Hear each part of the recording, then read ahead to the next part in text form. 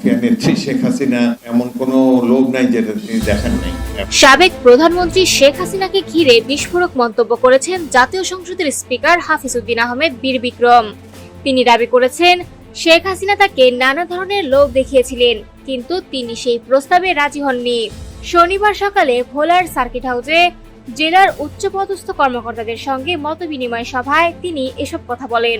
Speaker Hafizuddin বলেন, এমন কোনো লোভ ছিল না যা শেখ হাসিনা আমাকে দেখাননি।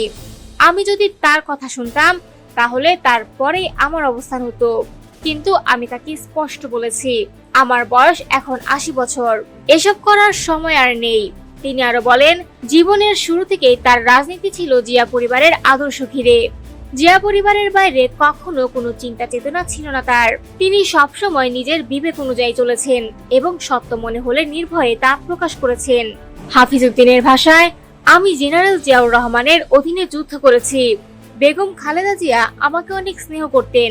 আমি সবসময় জিয়া পরিবার ও দলের প্রতি অনুগত ছিলাম।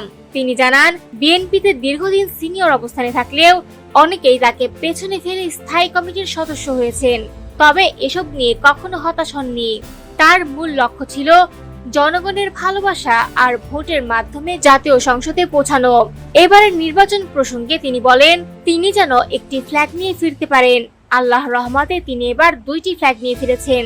প্রধানমন্ত্রী তারেক রহমানের প্রতিও কৃতজ্ঞতা প্রকাশ করেন তিনি। বলেন, জীবনে মাত্র 2 দিন তার সঙ্গে কথা হয়েছে, তবুও তিনি তাকে দেশের 3য় সর্বোচ্চ পদে দায়িত্ব দিয়েছেন। এজন্য তিনি তারেক রহমান ও বিএনপির প্রতি গভীর কৃতজ্ঞতা প্রকাশ করেন।